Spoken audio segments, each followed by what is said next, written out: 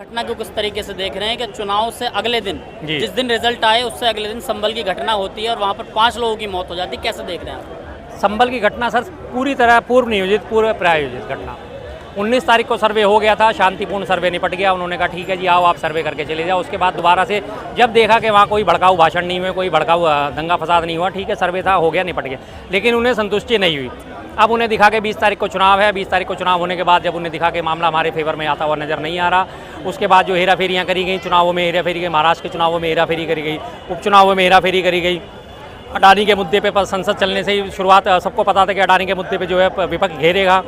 सारी चीज़ों को ध्यान में रखते हुए 24 तारीख को 23 तारीख को रिजल्ट आते ही 24 तारीख को संभल की घटना सुबह 5:45 बजे आकार ले गई। अब उसके बाद क्या हुआ, सारे मीडिया का टेंशन अडानी से हट गया, महाराष्ट्र के उपचुनाव जो चुनाव है उनसे हट गया, उपचुनाव है उनसे हट गया, कुंदर की विधानसभा का चुनाव है उनसे हट गया, और नांदेड़ लोकसभा का चुनाव है उनसे हट गया, जो झांसी में गया 15 बच्चे जल के मरे उनसे हट गया। हर चीज़ से सबका ध्यान हट गया। अब लास्ट एंड फाइनल सबका फोकस कहाँ पे आगे अटक गया, संभल संभल संभल संभल। और ये पूरी तरह अपने उस मामले में सफल हो गए, क्योंकि टोटल मीडिया आज की डेट में पिछले 4 दिन से 24, 25, 26 आज हो गई है, 4 दिन से 3-4 दिन से लगातार संभल ही संभल चल रहा है। ना अडानी चल रहा है कि अडानी के ऊपर वहाँ से इंटर कोर्ट ने जो है अरेस्ट वारंट जारी कर दिए, बात खत्म, कोई इसके बारे में बात नहीं कर रहा। उसके बाद जो है कुंदर की विधानसभा में क्या हुआ उसके बारे में कोई बात नहीं कर रहा। महाराष्ट्र की नांदेड़ लोकसभा क्षेत्र में क्या हुआ उसके बारे में कोई बात नहीं कर रहा। लास्ट एंड फाइनल सारी बात हो रही है अब संभल पे। तो वो अपने मकसद में पूरी तरह कामयाब हो गए, उन्होंने अपना ये काम करा दिया। अब सारे के सारे मीडिया का टेंशन जो है चला गया बाकी सब चीज़ों से। अब लास्ट एंड फाइनल संभल संभल संभल। लेकिन शर्मा जी सवाल ये है कि आखिर जब सर्वे हो रहा था तो सर्वे होने देना चाहिए था। सर्वे में मतलब इस तरीके से बिल्कुल जी बिल्कुल सर्वे हो, बिल्कुल हाँ ठीक है, एक मिनट जरा मैं बात कर लूँ। हाँ सर्वे होने देना चाहिए था। तो 19 तारीख को सर्वे हुआ नहीं था क्या जी? 19 तारीख को सर्वे हुआ था, कुछ चीजें रह गई होंगी। हाँ जी कुछ चीजें रह गई होंगी, ठीक है, मतलब पथराव करने की। हाँ जी नहीं सर्वे की टीम आई, ठीक है, सर्वे की टीम आ रही है अगले, उसके बाद 19 के बाद 24 तारीख को सुबह आ रही है 5:45 बजे। उनके साथ शासन प्रशासन आ रहा है, पीछे पूरी भीड़ आ रही है। 5:45 बजे सारी भीड़ वो जाग गई है, सारी भीड़ पीछे चलती है, जय श्री राम के नारे लगाते हुए, भड़काऊ नारे लगाते हुए चल रही है। पुलिस वाले बाकायदा नारे लगाते हुए उसमें दिख रहे हैं जय श्री राम के, उनको चारों तरफ से भड़का के, उनको चारों तरफ से घेर के, और उसके बाद भड़काऊ नारे लगा के, और उसके बाद उन्होंने जो है लाठीचार्ज करना शुरू कर दिया। जब वहाँ पे भीड़ एकत्रित हुई थी कि जब आप सर्वे करके जा चुके थे अब दोबारा सर्वे करने किस लिए आए हो, तो उनको जवाब देने के बदले, उन्हें सेटिस्फाइड करने के बदले सीधी लाठीचार्ज करना शुरू कर दिया गया। अब जब लाठीचार्ज हो गए तो जाहिर सी बात है पथराव भी होगा। पुलिस कह रही है कि पथराव हुआ तो उसके जवाब में लाठीचार्ज हुआ है। आप उठा के देख लीजिए सारी वीडियो, तमाम वीडियो आज सोशल मीडिया पे मौजूद है। अगर आप एक तरफा देखते हैं तो अलग बात है, दो तरफा देखेंगे तो आपको दोनों चीज़ों का मिल जाएगा। पुलिस वाले बाकायदा पिस्तौल तान के कह रहे हैं मारो बे सालों को, गोली मारो बे इनको, सीधा गोली मारो, सालों के भेजे में गोली मारो। इससे पहले का आप अगर पुलिस की बात करें, पुलिस इतनी साफ सुथरी हो गई है। इससे पहले आप मीरापुर उपचुनाव उठा के देखिए, मीरापुर उपचुनाव में क्या हुआ था, लगातार पुलिस वाले पिस्तौल ताने में आपको दिखे ना। महिलाओं के ऊपर जो वोट देने जा रही थी उनको रोका गया ना कि आप वोट देने नहीं जाओगे। तो फिर पुलिस प्रशासन से आप उम्मीद रखते हो कि वो एक कमिश्नर ने स्टेटमेंट दिया है कि कोई गोली नहीं चलाई गई है। बिल्कुल वो तो यही देंगे, और वो क्या देंगे, वो क्या देंगे, वो तो यही देंगे। वो ये थोड़ी कहेंगे कि हाँ जी हमने गोली चलाई, हमने गलती करी। उन्हें अपनी नौकरी गंवानी है, उन्हें प्रशासन का कोपभाजन बनना है, नहीं ना, नहीं बनेंगे वो किसी भी किस्म से। वो तो वही भाषा बोलेंगे जो उन्हें ऊपर से बताई जाएगी। कहा ये जा रहा है शर्मा जी, आपको तो खुश होना चाहिए वहाँ पर मस्जिद को तोड़कर मंदिर बनाने की। बिल्कुल जी, मैं इस तरह के कभी भी विध्वंसक कार्यवाही से कभी भी खुश नहीं हो सकता। अगर मेरे भगवान तो मुझे कभी भी इस चीज़ की इजाज़त नहीं देते कि मैं दूसरे का धर्म भ्रष्ट करके या दूसरे को दुखा के, दिल दुखा के, और अपनी पूजा को मैं अपने साबित करूं कि हाँ जी मेरी पूजा सही है। दूसरे का तो मैं दिल दुखा दूं और मैं कहूँ जी मेरी पूजा तो बहुत बढ़िया है जी, वाह जी वाह, तो बहुत बढ़िया पुजारी हूँ। मेरे धर्म में तो मैंने कहीं नहीं पढ़ा, मैंने रामायण पढ़ी, उसमें मुझे कहीं कोई ऐसा इंसिडेंट नहीं मिला कि दूसरे को पहले परेशान करो और पर पीड़ा में आनंद लो। गीता मैंने पढ़ी, गीता में कहीं मुझे नजर नहीं आया। वेद मैंने पढ़े, वेद में मुझे कहीं नजर नहीं आया। महाभारत की पूरी मैंने महाभारत पढ़ी, महाभारत में मुझे कहीं नजर नहीं आया कि पर पीड़ा में आनंद लो। मुझे ये चीज़ मेरे धर्म ग्रंथों में कहीं भी देखने को नहीं मिली। चलिए ये तो वो हिंदू धर्म ग्रंथों की बात। इसके बाद आते हैं गुरु नानक जी की बात में। गुटका साहिब में कहीं नहीं लिखा हुआ कि आप पर पीड़ा का आनंद लो। क्रिश्चियनिटी आती है, बाइबिल में कहीं ये नहीं लिखा। बाइबिल में भी जो है ईसा मसीह सूली पे चढ़ गए थे और उसके बावजूद उनके शब्द क्या थे, भगवान इन्हें माफ़ करना, ये नहीं जानते कि क्या गलत कर रहे हैं। उन्होंने उनके खिलाफ कोई बात नहीं करी जिन्होंने उन्हें सूली पे चढ़ाया। फिर कौन से धर्म में लिखा कि पर पीड़ा का आनंद लो? पर पीड़ा का आनंद लेने वाला अगर कोई है तो भाई साहब वो इंसान नहीं है, वो हिंदू नहीं है, वो मुसलमान नहीं है, वो क्रिश्चियन नहीं है, वो जैन नहीं है, वो ईसाई नहीं है, वो बौद्ध नहीं है, कोई भी नहीं है। शर्मा जी कहा तो ये जा रहा है ना कि बाबर ने जो मंदिर तोड़कर मस्जिद बनाई थी वहाँ पर अब मंदिर की स्थापना होनी चाहिए। मान लीजिए, क्या मैंने परेशानी है आपको? 500 साल पहले बाबर आया, बाबर ने 1526 में बाबर की एंट्री होती है, 1530 में बाबर की मृत्यु हो जाती है।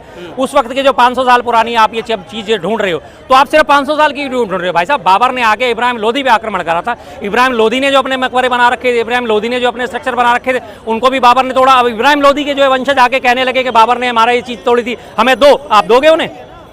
दोगे? उससे पहले अलाउद्दीन खिलजी था, उससे पहले दिल्ली सल्तनत थी, दिल्ली सल्तनत के बाशिंदे, दिल्ली सल्तनत के आज के अगर वो कहीं भी उनके वंशज बचे हुए होंगे और वो आके दावा ठोकने लगे ये चीज़ तो हमारी, ये चीज़ हमें दोगे, दे दोगे आप उन्हें? नहीं दे पाओगे ना। बाबा बागेश्वर एक बाबा हैं, उनके जो है बड़े बहुत बड़े फैन हैं लोग, वो ये कह रहे हैं कि जितनी जल्दी हो सकती है प्राण प्रतिष्ठा होनी चाहिए मंदिर। बिल्कुल बिल्कुल, वो तो कहेंगे, उनका काम क्या है? भड़काना भड़काना भड़काना। बाबा बागेश्वर उसे नाम दे दिया गया, बाबा बागेश्वर। बाबा किस बात का बाबा भाई? वो संतों की महात्माओं की भाषा ऐसी होती है, संत महात्मा तो कभी इस तरह की भाषा का इस्तेमाल ही नहीं करते। अगर संत महात्माओं की श्रेणी में आप देखो, गुरु नानक देव जी ने क्या कहा? किरत करो ते वंड चखो, कीर्तन करो और बांट के खाओ। उन्होंने कभी ये नहीं कहा कि दूसरे को जो है परेशान करो। स्वामी रैदास, उनकी आप भाषा का इस्तेमाल करो। स्वामी तुलसीदास, उनकी भाषा को आप देखो, उनकी भाषा को पढ़ो। स्वामी वाल्मीकि, हमारे भगवान महर्षि वाल्मीकि, उनको आप पढ़ो। कहीं भी किसी ने ये दे रखा है कि नहीं इस तरह की हरकतें होनी चाहिए? किसी ने नहीं। सबने अहिंसा का, प्रेम का संदेश दिया है, चाहे वो जैनी हो चाहे वो कोई और हो, सब जगह एक ही संदेश। लेकिन आज के ये सो कॉल्ड जो है कथित जो आ गए, इनका सिर्फ काम एक ही है, भड़काओ भड़काओ भड़काओ, अपना उल्लू सीधा करो। शर्मा जी, हिंदू जाग गया इसलिए अपनी मंदिर निकाल रहा है। नहीं नहीं, इसको जागना नहीं कहते। जागना है तो उस चीज पे जागो ना भाई। अगर हिंदू जाग रहा है तो 100 करोड़ हिंदू इस बात पे क्यों नहीं जानते कि 120 देशों में हमारा जो है देश भुखमरी के इंडेक्स में 111वें नंबर पे? इस पे क्यों नहीं जागते? इस पे क्यों नहीं जागते कि 180 देशों की फ्रीडम इंडेक्स में, प्रेस फ्रीडम इंडेक्स में हमारा देश 163वें नंबर पे सर्वाइव करता है? इस पे क्यों नहीं जागते? मुसलमानों का कब्जा हटा रहे हैं। इस पे क्यों नहीं जागते कि हमारे को जो है बांग्लादेश जैसा देश जो है, आज हमारे इस्कॉन के जो है हेड जो है उनको आज उसने डिटेन कर लिया, उसके ऊपर देशद्रोह का केस लगा दिया। इस पे क्यों नहीं जागते? सरकार की क्या आपने कोई प्रतिक्रिया देखी अभी तक? इस्कॉन को, हेड को जो गिरफ्तार कर लिया गया, इस पे हिंदू क्यों नहीं जागते? इस पे हिंदू क्यों नहीं जागता? जब उन्हीं हिंदुओं की छठ पूजा के लिए उन्हें बिहार जाना होता है, पूर्वांचल जाना होता है और उन्हें ट्रेनों में जगह नहीं मिलती, उन्हें शौचालयों में ठूस ठूस के जाना पड़ता है। इस पे हिंदू क्यों नहीं जागता? इस पे हिंदू क्यों नहीं जागता कि जब उनकी शिक्षा प्रणाली पे, उनके शिक्षा सामग्री पे 5% की जीएसटी लगा दी जाती है? इस पे हिंदू क्यों नहीं जागता? जब उनके सिले सिलाए कफन पे 5% जीएसटी लगा दी जाती है, कफन इस्तेमाल करना है तो 5% आपको जीएसटी देनी पड़ेगी, उस पे हिंदू क्यों नहीं जागता? हिंदुओं को जागने का सिर्फ एक ही रह गया, यहाँ मस्जिद थी जी, अब इसके नीचे मंदिर है, इसे खोदो, इसे निकालो। भाई उससे नीचे भी खोद लोगे तो तुम्हें कुछ और भी मिलेगा, उससे नीचे खोदोगे कुछ और भी मिलेगा। कहाँ तक खुदाई करोगे? देश के वरिष्ठ वकील हैं, उन्होंने जो दावा किया है, जो कोई वरिष्ठ वकील नहीं है, वो माफिया आदमी है, कोई वरिष्ठ वकील नहीं है। पूरे देश में एक कोई वकील रह गया, हजारों लाखों वकील होने के बावजूद भी विष्णु शंकर जैन ही रह गया कि काशी विश्वनाथ मंदिर का मसला आता है वो वहाँ कोर्ट कमिश्नर बन के नियुक्त हो जाता है, मथुरा का मसला आता है वो वहाँ कोर्ट कमिश्नर बन के खड़ा हो जाता है, और ये अभी हरिहर का आया, इसमें वो कोर्ट कमिश्नर बन के खड़ा हो गया, बाबरी मस्जिद का उसमें पूरे देश में एक इकलौता वही एक वकील रह गया।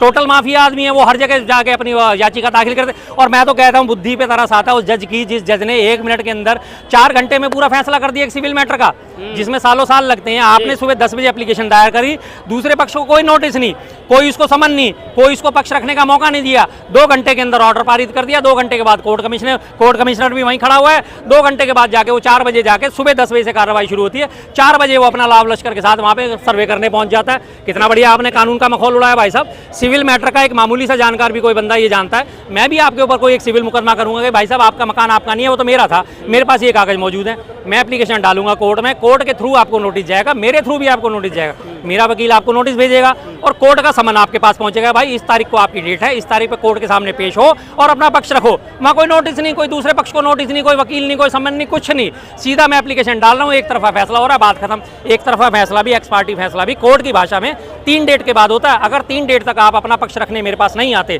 कोर्ट के सामने पेश नहीं होते, तो चौथी डेट जो होती है 3 डेट खत्म होने के बाद, तब जाके एक्स पार्टी फैसला होता है। वो फैसला मेरे फेवर में हो जाएगा कि मैंने जो बातें उठाई गई हैं वो दिए और सामने वाली पार्टी इस पे जवाब देने में इंटरेस्टेड नहीं है। ये कानूनी प्रक्रिया है जिसका बकायदा 74 सालों के इतिहास में पहली बार मखौल उड़ाया गया है। शर्मा जी, लेकिन संभल में 5 युवाओं की मौत हुई है। जी जी, बहुत दुखदाई है, बहुत दुखदाई है।